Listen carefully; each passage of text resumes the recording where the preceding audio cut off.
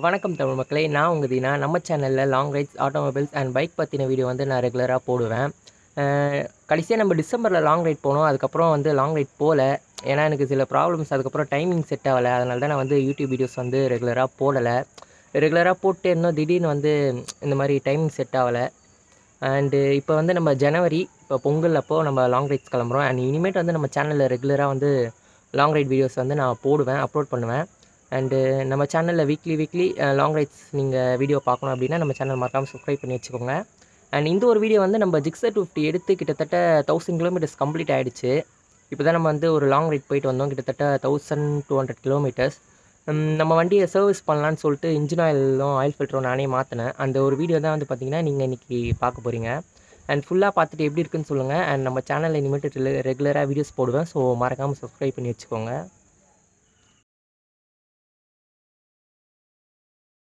இந்த வீடியோ நான் GIXXER250 service பண்ணுறதுக்கு முன்னாடி எடுத்த வீடியோ. அண்ட் இப்போ நான் உங்களுக்கு இன்ஜின் ஆயில் லெவலில் தான் வந்து பார்த்திங்கன்னா நான் இப்போ காட்ட போகிறேன். இப்போ இன்ஜின் ஆயில் லெவல் வந்து பார்த்திங்கன்னா ஃபுல்லாக தான் இருக்குது. ஆனால் இன்ஜின் ஆயிலோட கலர் தான் வந்து பார்த்திங்கன்னா பிளாக் ஆகிடுச்சு. அண்ட் இதுதான் வந்து கரெக்டான டைம் நம்ம இன்ஜின் ஆயில் வந்து மாற்றுறதுக்கு. இதுதான் வந்து ஆயில் ஃபில்டர் ஏரியா, இது வந்து ட்ரெயின் போல்ட் ஏரியா. இப்போ அந்த ட்ரெயின் போல்ட்டு தான் நம்ம வந்து கழட்ட போகிறோம். ரிங்ஸ் போட்டு ஸ்லிப்பாகாமல் பார்த்து கழட்டிக்கலாம்.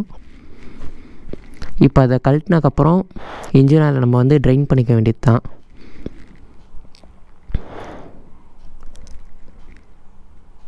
இன்ஜின் ஆயிலோட பரவாயில்ல, அந்தளவுக்கு பிளாக் ஆகலை. கரெக்டான டைம் நம்ம வந்து மாற்றுந்து ஒரு 30 மினிட்ஸ் to 35 மினிட்ஸ் நம்ம இன்ஜின் ஆயில் ட்ரெயின் பண்ணிக்க வேண்டியது தான். ஃபுல்லாக இன்ஜின் ஆயில் வந்து நம்ம ட்ரெயின் பண்ணிடணும். அண்ட் அதுக்கப்புறம் நம்ம ஆயில் ஃபில்டரை வந்து ஸ்பேனர் போட்டு கழட்டிக்க வேண்டியது தான். ஸ்லிப்பாகவும் கழட்டணும். அப்படி ஸ்லிப் ஆகிடுச்சுன்னா கழட்டுறது ரொம்ப கஷ்டம்.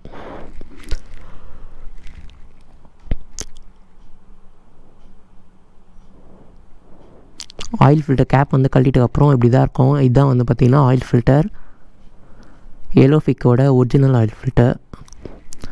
இந்த ஆயில் ஃபில்டர் ஓரமாக வச்சுட்டு ஆயில் ஃபில்டர் கேப்பில் ஓரிங் எப்படி இருக்குன்னு பார்த்துக்கணும்.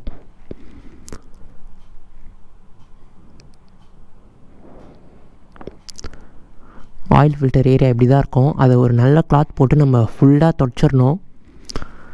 அங்கேருந்து ஆயில் நம்மளுக்கு ட்ரெயின் ஆகும். அதை ஃபுல்லாக தொடச்சிக்கிட்டே இருக்கணும்.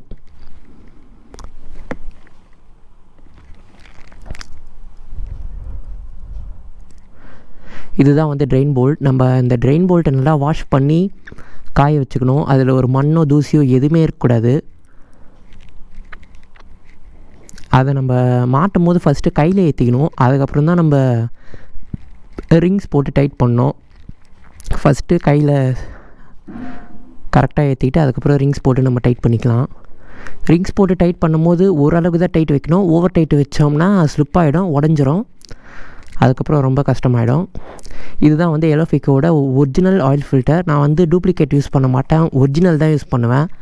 ஏன்னா அப்போ தான் ஆயில் ஃபில்டரோட ஆயில் சர்க்குலேஷன் நல்லாயிருக்கும்.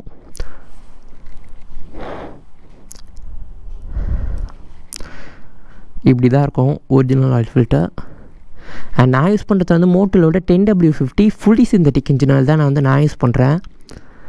இப்போ இந்த ஒரிஜினல் ஆயில் ஃபில்டரை நம்ம ஆயில் ஊற்றி ட்ரெயின் இது பண்ணிக்கலாம், ஊற வச்சிடலாம். ஏன்னா அப்போ தான் வந்து பார்த்திங்கன்னா ஆயில் ஃபில்டர் வந்து ஆயில் சர்க்குலேஷன் ஈஸியாக நடக்கும், குயிக்காக நடக்கும், லேட் ஆகாது. இப்படி ஒரு 1 மினிட் ஊற வைக்க வேண்டியது தான். அதுக்கப்புறம் நம்ம மாட்டும் போது ஆயில் ஃபில்டர் இப்படி தான் இருக்கணும். கரெக்டாக பொசிஷன் பார்த்து கரெக்டாக மாற்றிக்கோங்க. ஆயில் ஃபில்டர் கேப்பை நல்லா க்ளீன் பண்ணிட்டு ஓரிங்லாம் நல்லா இருக்கான்னு செக் பண்ணிட்டு போடணும்.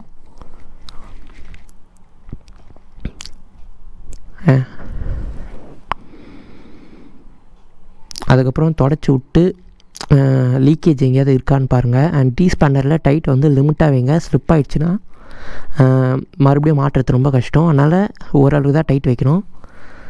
அண்ட் நம்மளோட இன்ஜின் ஆயிலோட லெவல் வந்து பார்த்திங்கன்னா 1200 ml.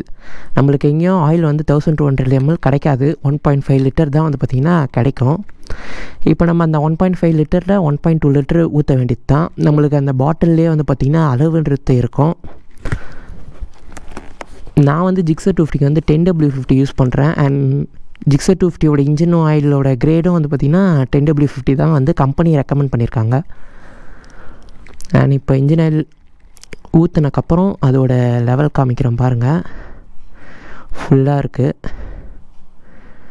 இப்போ வண்டி சர்வீஸ் நான் ஃபுல்லாக பண்ணிட்டேன். இப்போ ஆயில் சர்வீஸ் மட்டும்தான் உங்களுக்கு காமிச்சிருக்கேன்.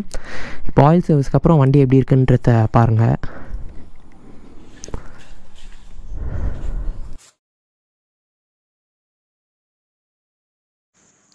அண்ட் இந்த வீடியோ ஃபுல்லாக பார்த்த எல்லாருக்குமே ரொம்ப தேங்க்ஸ். அண்ட் எல்லாருக்கும் ஹாப்பி பொங்கல்.